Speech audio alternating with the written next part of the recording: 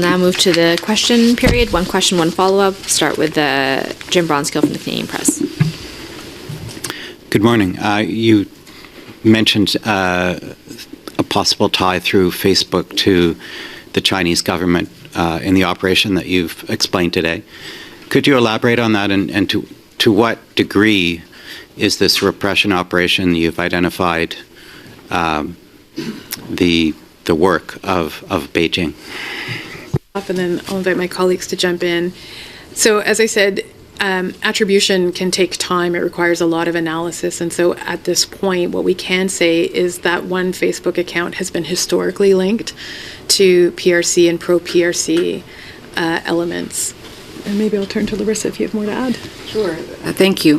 I think it's important to remember that the material that we're seeing now is mostly linked to the bounty that was placed on Mr. Tay in December of 2024. We know who issued that bounty and what's behind it, and that it is specifically about his advocacy work in relation to Hong Kong. So that is the nub of the content that is being circulated and recirculated and referred to in new material, and we know the source of that. The bounty in question made headlines in Canada for other reasons through discussion in the context of the current election. Does any of that discussion in Canada, has any of that played into or amplified what we're talking about today? I don't know that we've seen significant evidence of that playing into it. I think among the communities, the bounty is well known. What I would say, part of what has caused us to speak out today is the dual factor of the amplification of the information around the bounty, but also the suppression of Mr. Tay's name on some of these platforms. And so I think that's kind of more where we're seeing the impact. But Larissa or Vanessa, I don't know if there's more to add. And the suppression is linked to legal requirements that platforms operating out of China have to suppress criticism of the PRC and of the Communist Party. So there's a link there, and as Lori-Ann said, this is something that we've seen more recently on the platforms, and is obviously a concerning trend. Christopher Nardi from the National Post. Morning. Happy to be here in person. I just want to re-clarify something that Jim said. So you mentioned one Facebook account, specifically you've tied to the PRC.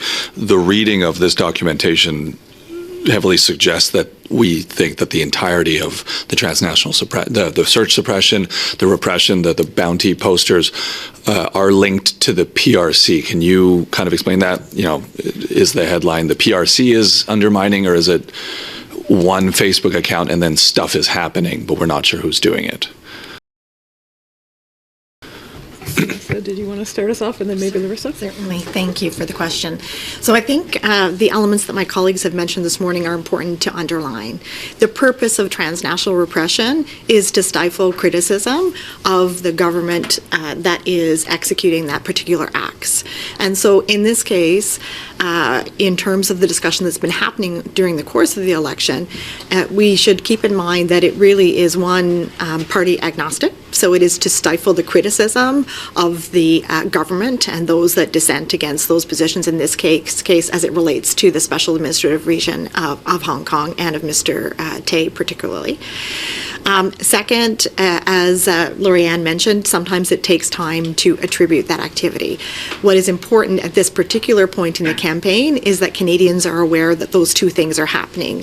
One, that the dialogue around Mr. Tay is specifically being amplified as it relates to the position of the PRC government, so to counter information about, sorry, I'll go the other way around, to amplify the bounty, which is their statement with regards to the candidate specifically. And second, to be able to suppress information. So that means that Canadians need to be aware, one, that there is a narrative being amplified by the government, the PRC government, and two, that other information about Mr. Tay as related to his campaign is not as easily available, because what comes up in the searches is the information about the bounty as opposed to other information about Mr. Tay.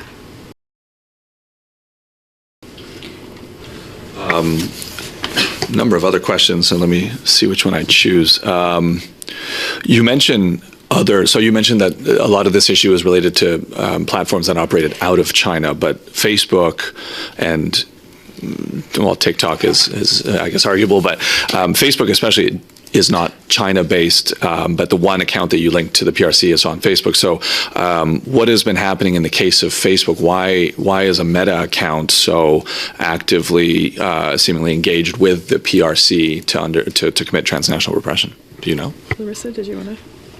So there are multiple platforms that are amplifying this information. The search suppression that we've seen is on platforms operating out of PRC, and on Facebook today we have the confirmation of the intelligence link for one of the accounts on Facebook, but there are actually many accounts on Facebook that have been amplifying the information about the bounty and about Mr. Tay. We'll now move on to Zoom. A reminder, if you have a question, please use the raise hand function. I will first go to Ryan.